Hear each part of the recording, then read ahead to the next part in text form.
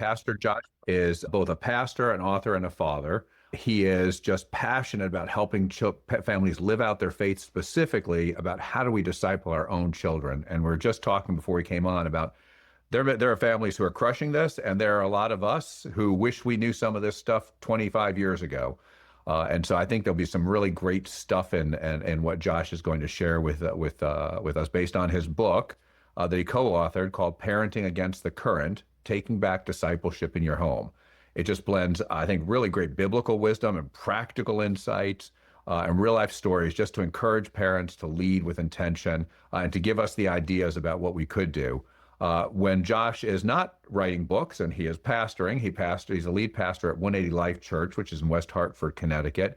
And there he equips people along all these same things and more, as you'd expect. And so, Josh, thanks for so much for the book. Thank you for your ministry. Thank you for what you do at 180 Life, and thanks for being with us today. I'll hand it over to you. Thanks for having me. Thank you guys for joining in. I know that this is pretty front of mind, I think, for most of us. Some are here probably because you've got your own family and you're trying to navigate it, and maybe even you're being intentional, but how do I take it to the next level? And then others still, how do I scale this to the church, which maybe will come up a little more in Q&A than what I plan to digest, because I've found it needs to be personal before it can be professional. So I want to live this out in my life with boldness. So I'm going to start with something that we all are probably in agreement, but I need to highlight the problem before we dive into the solution, or at least what Jesus has for us.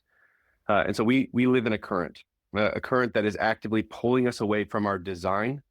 Back when we were in Eden, back when it was Adam and Eve, things went a little different. The design and the default of the world were in alignment. And so we could naturally drift deeper into the presence of God. But the fall happened, things broke. And when that happened, when the world fractured, the design and the default of the world separated. So where we're designed to be isn't where we naturally go. And that's a problem, that we live in a current trying to figure out what does it look like to move closer to the Father when the world is actively pulling us away. And so to highlight that a little bit, I want to just kind of define the current. And the current is as simple as anything that pulls you away from being the intentional parent that you were created to be. Culture is a part of the current. Technology can absolutely be a part of the current. Your level of exhaustion, which if you're parenting intentionally, you're probably pretty tired, can be a part of the current. And so what we need to do is we need to understand, what does it look like for us, one, to identify the current, but two, really move against it. And how do we move upstream? I think that the challenge there for every single one of us, especially for newer parents, is our kids, like, God doesn't work with cookie cutters. He didn't build our kids the same. I've got two little ones, and they were made in different factories. They are radically different, and they need different things. And so my role is to understand, where are they? What does that child specifically need? And how do I help them move back to the garden? How do we get upstream and move against that current? And I would say that the greatest tendency that I see within culture today, especially in America, is that we delegate our role of disciple makers. That's the biggest current. Is I don't know what to do, and because I don't know what to do, I give it away to something else. And sometimes it's unintentional things like TV or pop culture or their best friend or Girl Scouts, which would love to disciple my daughter. Other times it's intentionally giving the job away. And so we'll say, well, it's the church's job to disciple my kids. And this is actually one of the reasons that I personally really struggled getting into ministry, was not because of that, but because of the lie that's centered around it, is that I didn't want God to take me off the front lines. Like, I knew that my role when I was living, like working in the secular world, like that was the front lines, that was the battlefield.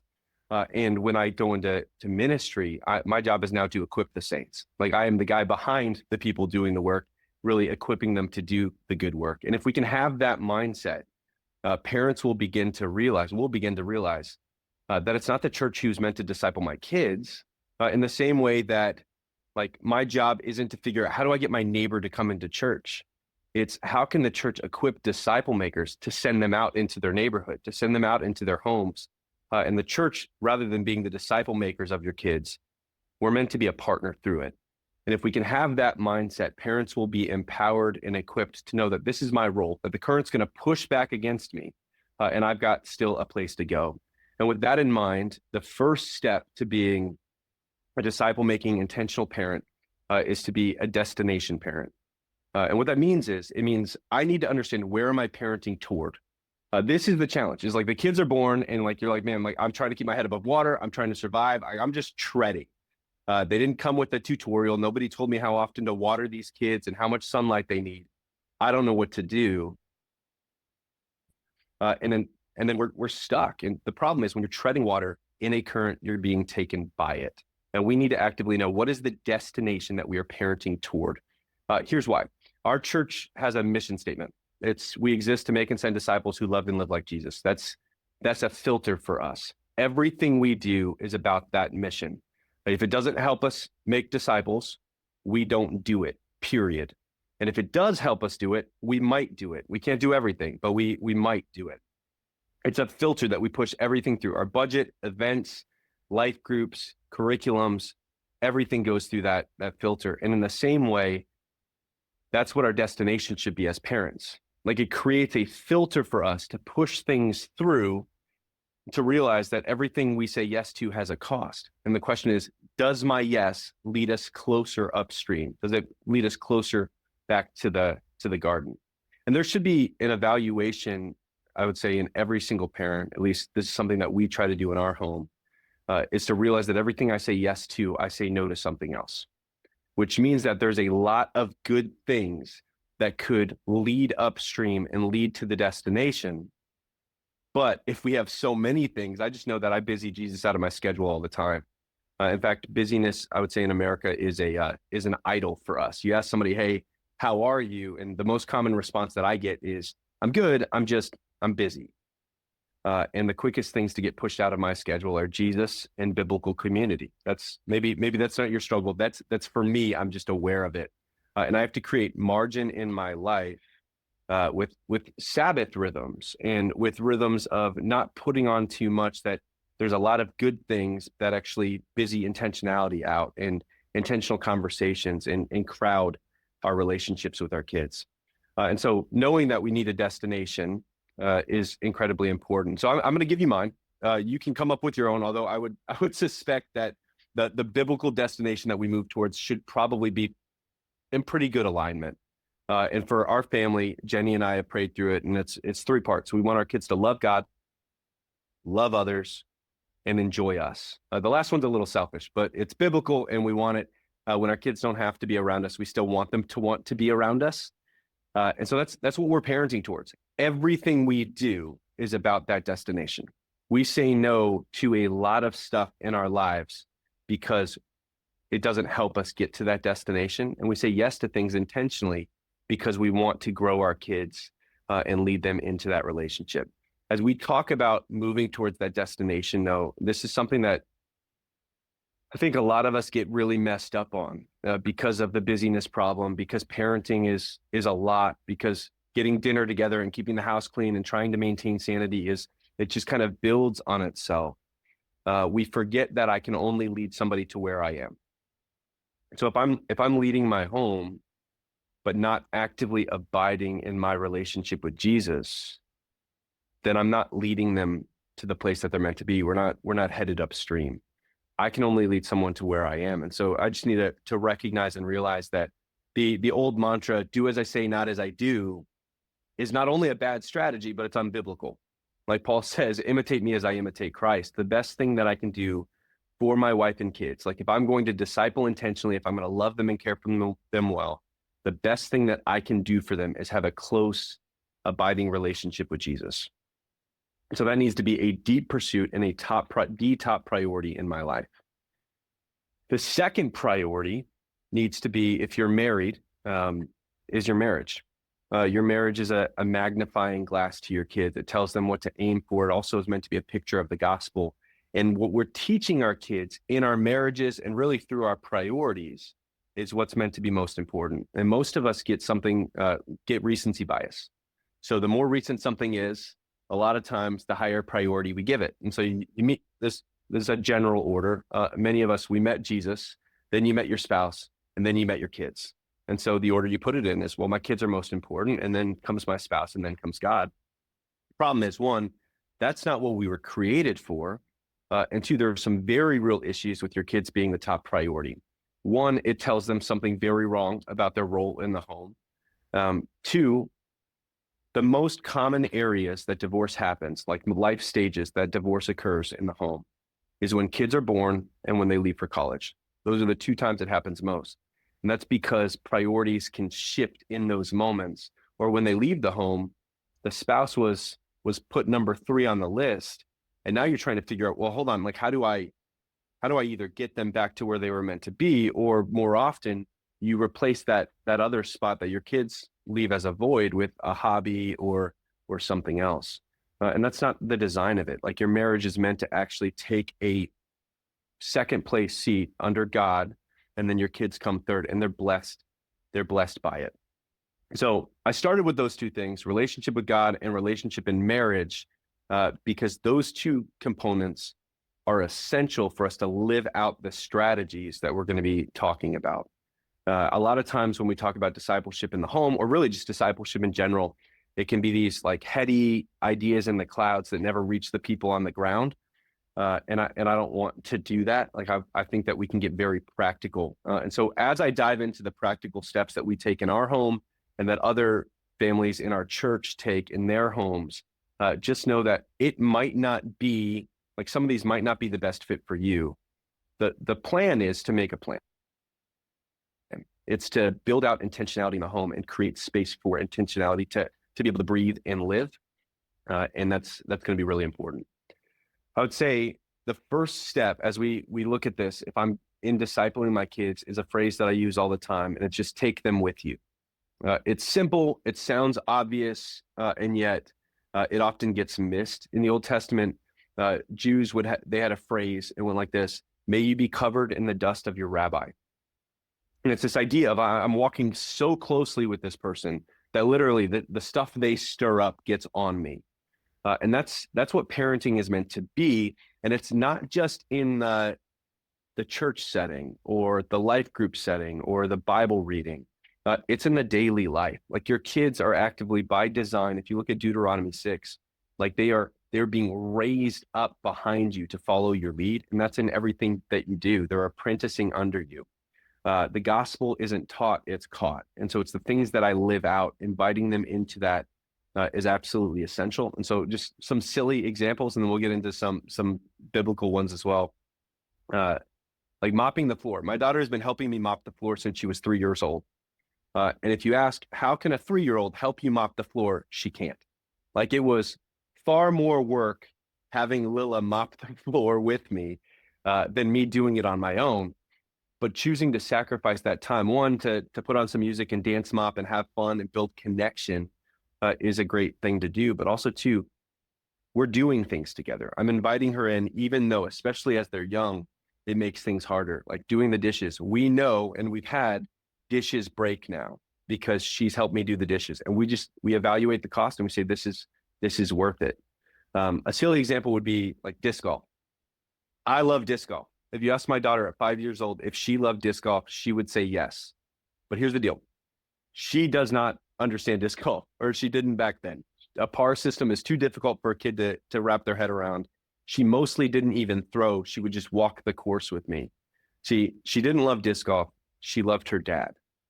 And what that was is that's like I'm taking her with me and we're building connection. Most problems in the home, not all, but most problems in the home when it comes to kids being disobedient or going rogue and getting prodigal, or parents even getting frustrated, is a connection issue. And when we take our kids with us, we're building the foundation of the connection that when we need to have hard conversations, and we will, good parenting requires hard conversations, but we'll have relational equity to be able to make the withdrawals. The challenge is when I'm always trying to withdraw and not actually having any equity to pull from. Another example being American Sign Language. Like our family is deeply convicted for us. This is not for everybody in the world. That one, we need to learn that. We do that for two reasons. Two of my nephews are either deaf or hard of hearing. And then also knowing that the deaf community is an unreached people group. And so we're using that as a way to disciple our kids, where we're learning ASL with intention. It's, hey, we're doing this because the gospel isn't being reached to this community of people, and they're right at our next door. And so what are we doing to effectively share the gospel with those around us? It's actively inviting them into the things that we're doing. I'll give you one more example. We have regular discipleship meetings with our kids. We also do this in our marriage. So like regular check-ins are essential. I think a lot of marriages forget to do regular maintenance. And when we have forgotten, that's what gets us into trouble. And so for our kids, we have regular discipleship meetings. I started with Lila when she was 3. And every Friday morning, Lila and her mom go to the same school. Jenny is a teacher. But every Friday morning, I take Lila to school. And before I do, we go to a coffee shop. She gets a way too sugary muffin, and we sit down and we read the Bible together. And at 3 years old, it looked like, I'm going to read your kid's Bible. You're going to draw a picture that looks like nothing that we even think is coherent. We'll send a picture to mom and have her guess on what story we read, and we're going to pray over what God is saying to us. And that evolves throughout the ages. So now that she's 8 years old, we still do it. Like, we look forward to every Friday. The difference being is now she's praying through what God's saying to her from that story. We're reading an adult Bible at this point, and she's wrestling with God, with what God has for her. And then we buy coffee for all the teachers on her floor, and we share that with them as a way to just show what generosity and what serving others is like. It's all about inviting our kids into what we already do. I regularly have a quiet time. But it's easy to forget that, hey, a 3-year-old, a 5-year-old, an 8-year-old, they can be doing it too. It looks different. It's not going to be the same. And yet it's one of my favorite things, and this is true for her too, that we get to do throughout the week. There's a lot of strategies that we can engage in.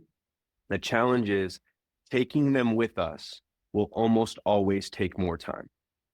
And I need to be willing to, 1, move a little bit slower, and 2, to create margin in my schedule so that I can make the time for the more important things. And one of the reasons that we're able to do that is through community. Like, community is meant to keep us accountable. I say all the time, it takes a village to raise a parent. And this is where grandparents come in, even though some of us struggle with grandparents a little bit. They do things a little bit differently. They phrase things differently. Sometimes they go rogue. Sometimes they need coaching. That's valid. But you're not meant to parent alone. Like, parenting in isolation is not the design at all. There's a phrase that I hear often from parents, and it's more just said in general because they're frustrated about somebody else. But they'll say, "Don't tell me how to parent my kid." And if we could just make this phrase die, it would be awesome. I would love that. Not saying, I'm not saying like go up to the grocery store whose kid's losing their mind and tell them how to parent better. Like, most of us, if you've got kids, you've had somebody do that. It's not great. It's not a good look. Don't do that.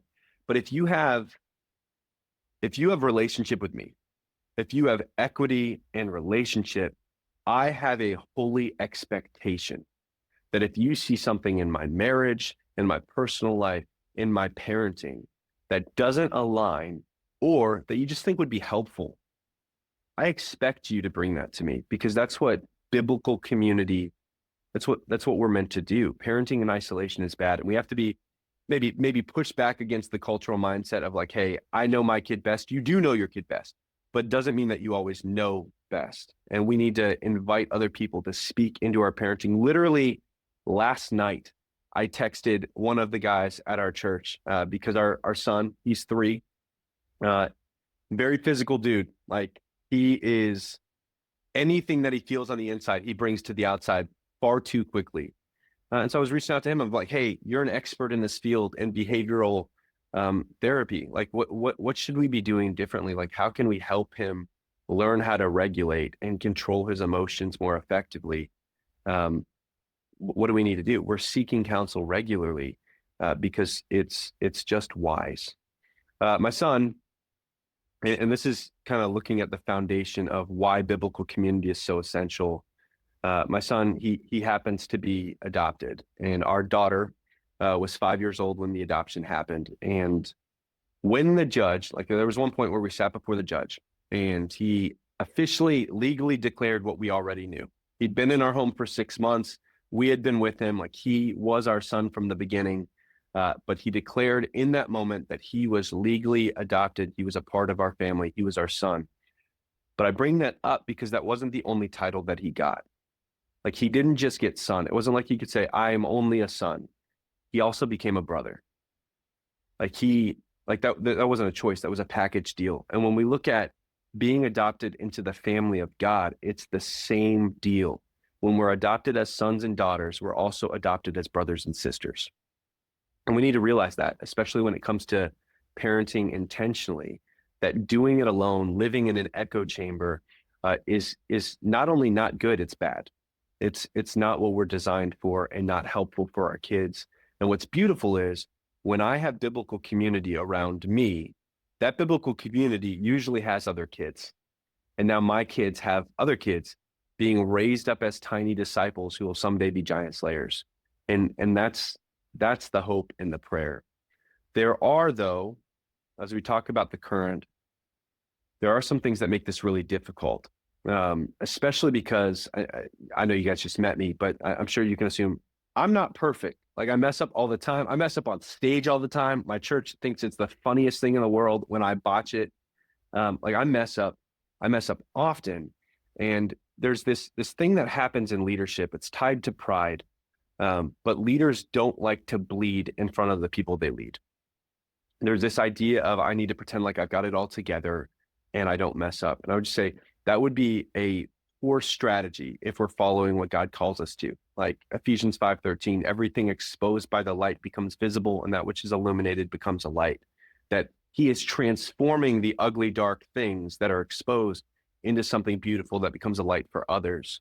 And so when we talk about it with parenting, I would just say, I would use the phrase, we need to fail forward. That when we fall down, we need to fall in the right direction to make sure that we're taking kingdom ground in our own hearts and also in our homes. And a couple things that we can do with that. One is, God gave you a testimony. Like, if you have an abiding walk with Jesus, if he has saved you, you have a testimony. We all have different ones. Some are messy like mine. Others, like you guys, didn't have to light your world on fire before you found Jesus. And that's awesome too. But we all have a testimony.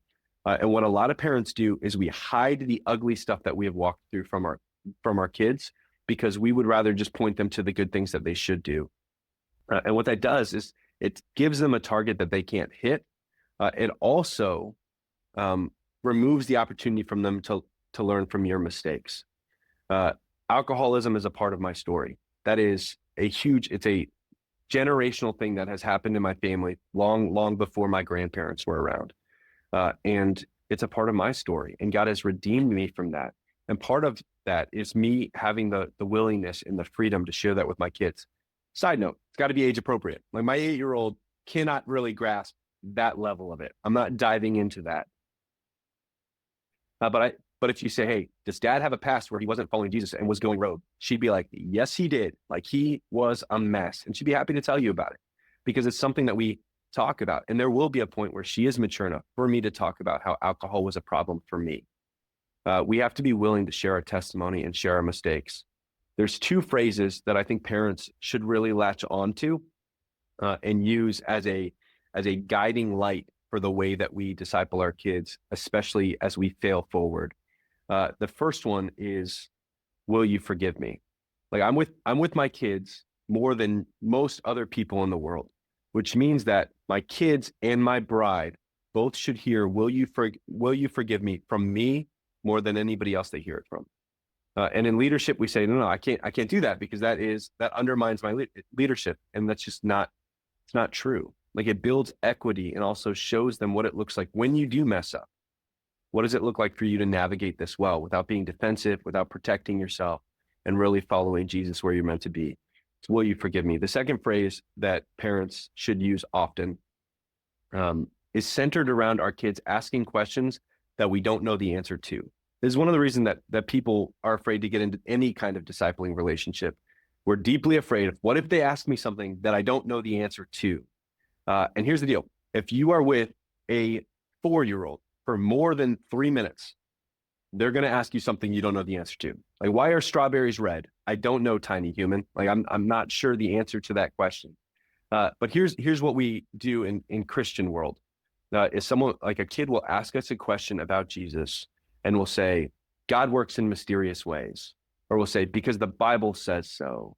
Or we'll just make them feel like they're silly for asking a silly question. And I'll just say that's not a good discipleship strategy. Like when our kids ask a question that we don't know to, this is an opportunity for me to grow as well. And so the answer that we should give is, I don't know, but let's find out together. Like it's a chance to say, hey, I want to teach you how to fish. I want to teach you how to figure out what's true, real, good, and beautiful. And the way that we're going to do that is by being honest about the things that we don't know, not being prideful or covering up or acting like we've got it all together, and say, I'm not sure about that. That's a great question. Let's go figure it out together.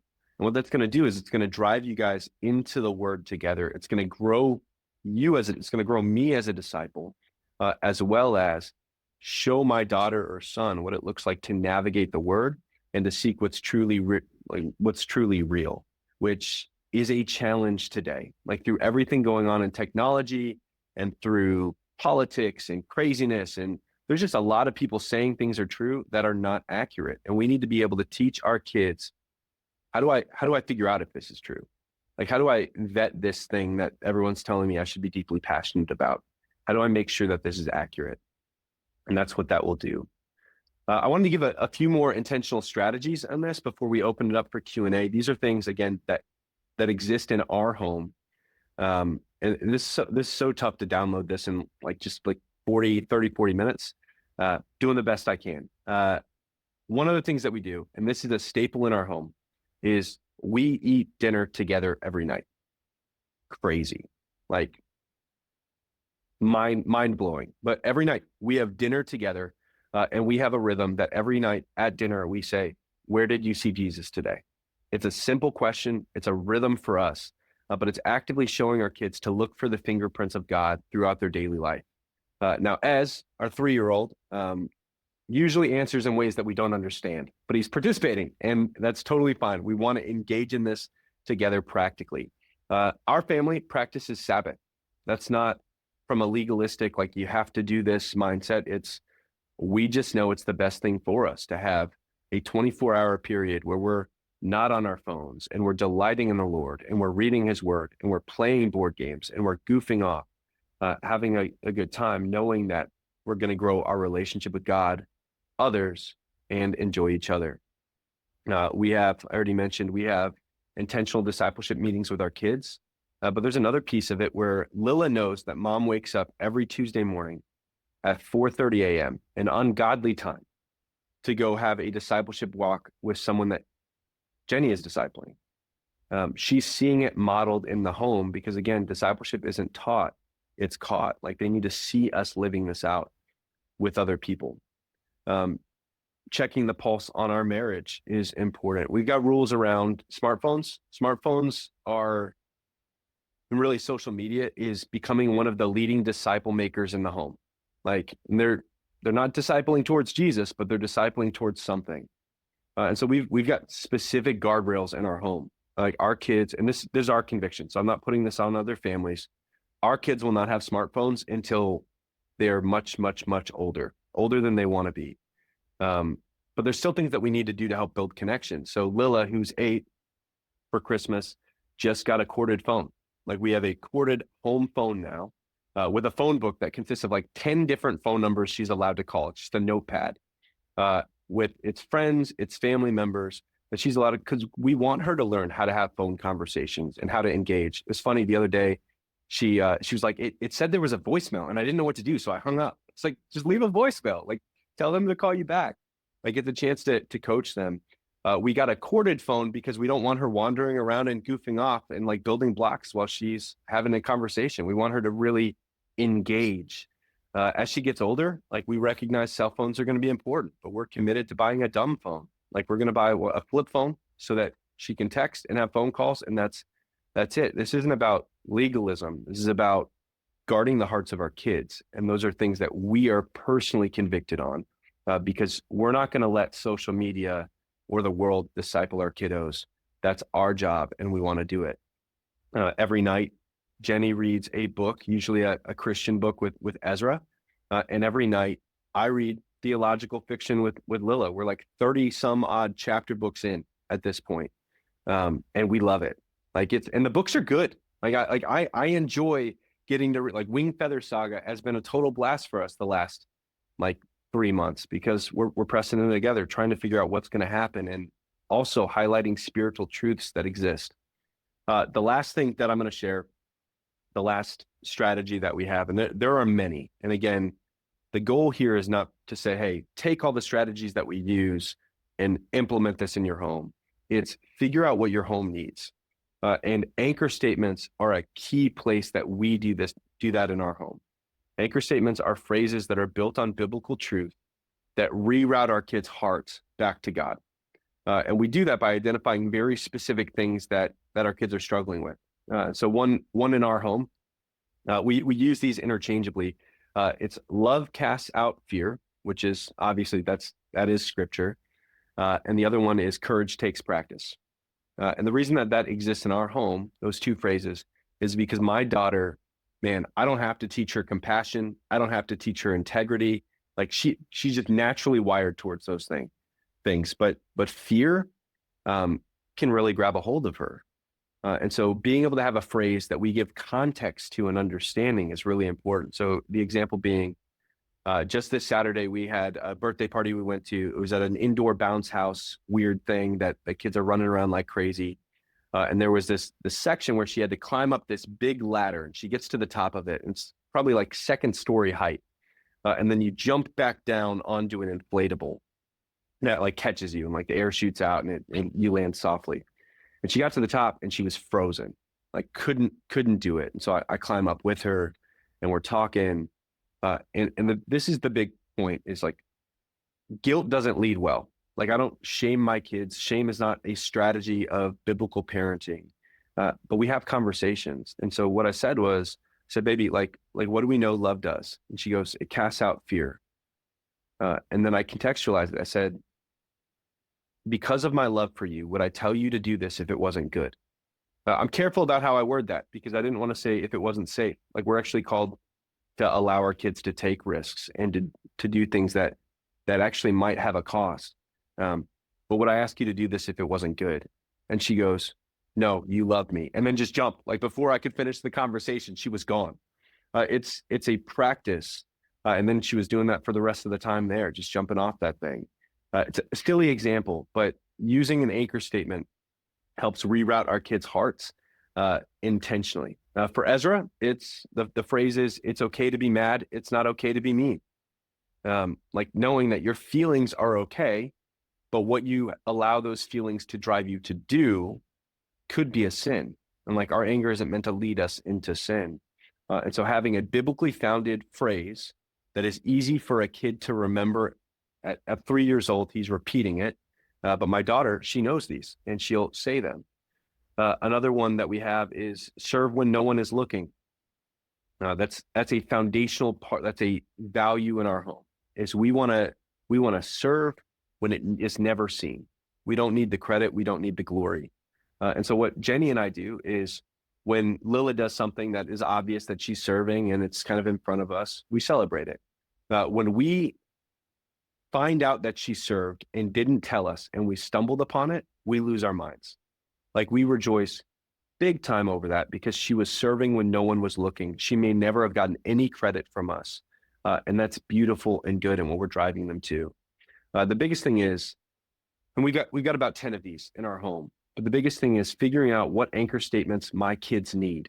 Like what truth can they hold on to in memorable, practical ways to help them overcome their obstacles that are presented to them.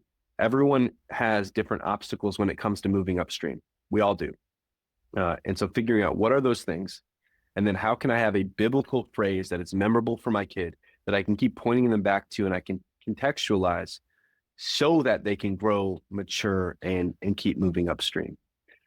So I recognize I give you all a lot, and that's like there's so much more to talk about, but I don't want to hijack the entire time. And so at this point, I'm good with kind of opening it up to a Q&A and seeing, I don't have all the answers, but again, if I don't know, we can find out together and we'll figure it out. Yep. Thanks, Audrey. So Josh, you're right. Our kids learn our bad things as well as our good Oh yeah. things. And so how do we prevent passing along those things? And to Audrey's point, maybe undo some of them. Yeah, I think step one, Audrey, is recognize that you can be the best parent in the world and you're still going to give your kid baggage. Like there's like it's just a reality that I am not going to be. I'm not Jesus. I'm going to fall short. And so I would encourage you, don't let, and I don't know if this is true or not, but don't let shame sneak in. Don't let the enemy play games. Like you're not going to do it perfectly, and that's okay. The goal is to abide and do the best you can. And when you mess up, acknowledge it, make the change, which it sounds like you're doing. Like your kids are going to follow you. And so I would say step one, you're already doing of rerouting your own heart and really addressing those things, finding new strategies when you do get overwhelmed. Because like a 3-year-old and an infant like that, you're going to get overwhelmed. That's just a reality of that life stage. As they get older, they'll just find new ways to overwhelm you too. So it doesn't really change, it just gets different.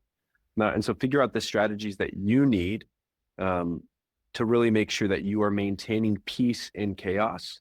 And that gets reproduced. It just takes time. The other piece is, and with a 3-year-old, it's doable a little bit. You have to keep it simple, but you can cast a vision over what you're doing. So the strategies that work for you are probably going to work for your 3-year-old too if you scale them down. Taking deep breaths. That's one thing we do with our 3-year-old. It's like, hey, buddy, take a deep breath. And when he gets frustrated about that, we make it fun of like, catch air in your mouth. And he puffs his mouth out and he thinks it's funny. Just giving him strategy. We pray together. And so model the things that you know you need to do are probably pretty similar to the things that your daughter needs at 3. And I would invite them into that. But the biggest thing is don't beat yourself up. Like you're going to make bigger mistakes than this in your parenting journey. And when you do, seek forgiveness, repent of it, address it, and then invite your kids to follow you into the change. What you're teaching them is actually really valuable, is that you're going to mess up. Now what? And so even at 3 years old, if your daughter gets to see that, I think that can have a lot of fruit that they'll get to see. Thanks. Thank you Thanks, so Josh. much. Well, so Josh, let me flip to we've got some people texting and some questions here. So one person is raising a question. Wonder if you have experience with this, where you've got a blended family, and so you're co-parenting with the ex-spouse of your spouse, and they may not be doing things and thinking things and working things the same way you are. And so any advice on how you deal with, you're trying to disciple them, but someone else is discipling them a little bit differently? Yeah, when we wrote the book, we actually sought counsel from several families that were blended because it has its own challenges.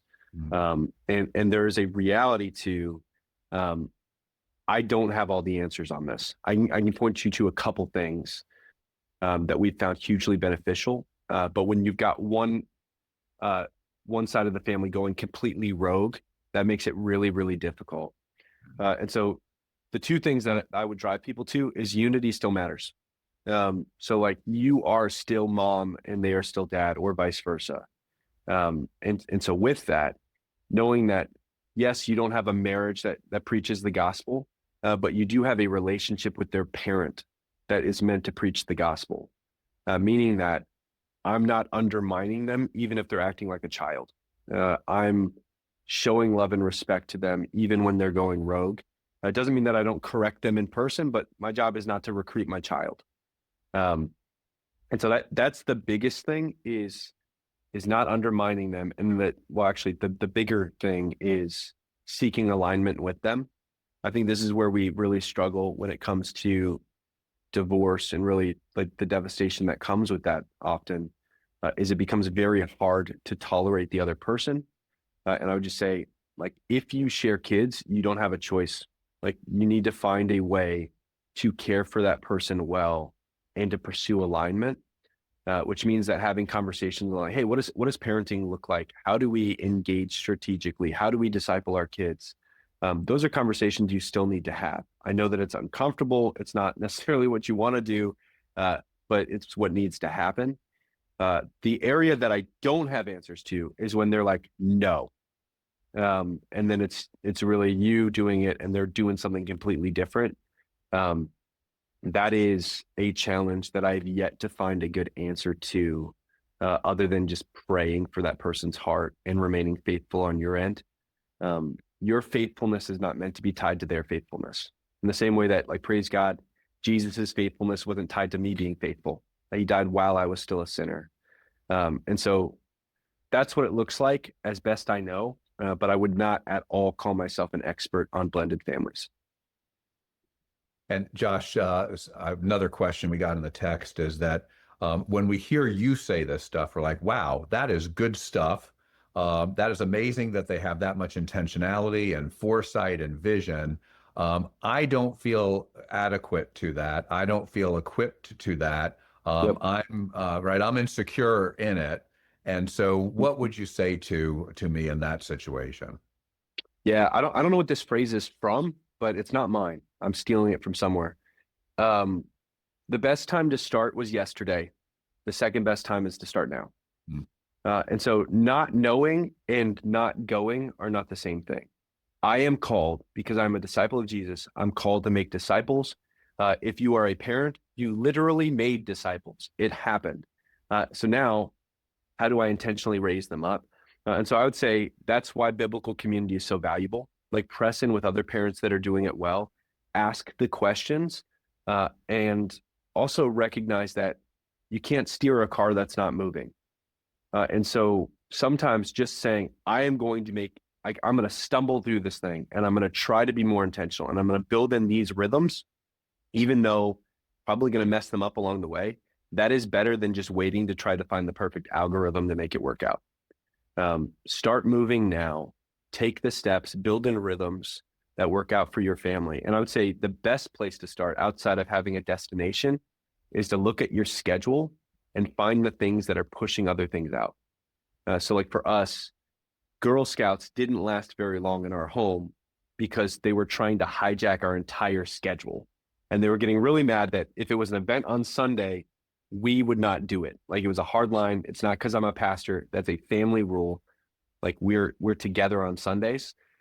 And that weeded that out. And so look at your schedule and find out what's pushing, like what's not allowing for margin for the intentional things. Having dinner together, that's an easy thing. Asking, where did you see Jesus? A lot of these things are easily reproduced. It's just creating it into a habit that your family latches their hearts around too. That probably builds confidence over time too. Yes. It's like working out, right? Like, you don't bench press your max press the first time that you're there. Like, you need to get the reps in and stretch those muscles and really work it out. And as you stretch it, you get stronger. And it's the same with anything spiritual. The more we do it well, and while we're abiding, the better we get at it. Josh, you mentioned that the incidence of divorce is higher at that time of children coming into your house and then children leaving your house. Yeah. And I know that second one. I remember experiencing it during college and finding so many friends had that too, and always wondered about that. Are there some warning signs we can watch for in both situations that would help us understand, hey, wait a minute, actually, I've got an issue here that I need to start thinking about before it becomes a big problem? That's good. Yeah, I think there's a lot of check engine lights that we can look at, like specifically when evaluating the health of our marriage. The first one is, and actually, it's funny, I sent this to my wife earlier this morning, is like, if I'm not checking in on how I can be a better husband, I'm not doing my role in becoming a better husband. Like, how can I care for you more effectively? She does the same thing with me. Like, do you have regular check-ins? Do you know what they're passionate about? Why are they passionate about it? You don't have to be passionate about the things that they are, but if you're passionate about them, you become a student of that person, right? Like, my wife, her favorite color changes every day. Not an exaggeration. Like, she literally, which I love change, so I'm here for it. But I have, like, if I'm not a student of my wife, I have no idea who I'm married to at any given point. And so for us to recognize that if we are not studying our spouse and becoming an expert in what they're good at and encouraging them to grow in the areas that are opportunities, I think that that's a really good warning sign. I would say the other piece is if we are afraid to have hard conversations with our spouse, that's a really good indicator that something is really wrong. Like I should be able to have healthy, like difficult conversations with my spouse because we've got trust and equity saying that like, I know that even though this is a hard conversation, she loves me and I love her. And if we can have that level of trust, man, like so much fruit can come from it. And when we get to a space where we can't have those conversations, or we're more worried about maintaining an artificial harmony versus like risking the night to actually save the marriage, that's a problem. Like I say, Jesus didn't walk on eggshells; he walked on water. Like he wasn't afraid to make some waves, and that should be what our marriage embodies as well. That we're willing to have the hard conversation, and that is, I would say, the biggest check engine light in a marriage. Is when we stop being willing to have the hard conversation, or when every hard conversation becomes a personal attack. Either of those things tell me that we're actually drifting further away than we're meant to from each other. Thanks. Thanks. And maybe we might have time for one more if somebody wants to drop something in the text, and I'll ask one more just to give them a chance to do that. But you talked about how you set up quiet time with young kids. And I think this is probably something many of us are missing. Well, of course, if you believe the data, many of us are missing in our own lives, but we're missing Yeah. it. And what were the mechanics of that? And how did that evolve over time as the kids got older? That's good. Yeah. So I read a book, and this is how I do quiet time. There are many ways to do it. It's just personally what stuck out to me. I read a book called Divine Mentor, which walks through SOAP method. And so it's just a strategy for reading through the Bible and doing a quiet time. And so SOAP stands for scripture, observation, application, and prayer. And so for me, I know that, and this is true in groups as well, but quantity sacrifices quality. And so I read the Bible two different ways. One is I'll just read for like, I'm just trying to read the whole Bible and trying to get through it. And then quiet times though is quality. And so I will read at max one chapter. That's it. And if it's Philippians, I'm reading a half a chapter. Like I can't get through. There's just too much meat there, right? And so I'll read a section, I'll highlight it, I mark it up, and then I go back through and I just ask the Lord what He is saying to me, and it's a verse. And so when it says scripture, I take a specific verse out of that passage and I write that down. This is what He is saying to me in this moment.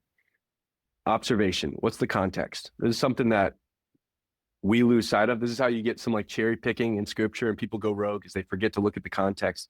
Observation is what's going on in this passage. What is Paul saying? Who is he writing it to? What's the point? What's he trying to drive home? And then application is where most of my journaling is done. And that's okay. So what does this mean for me? I heard somebody say this the other day. The question isn't what would Jesus do? Not WWJD. It's what would Jesus do if he were me?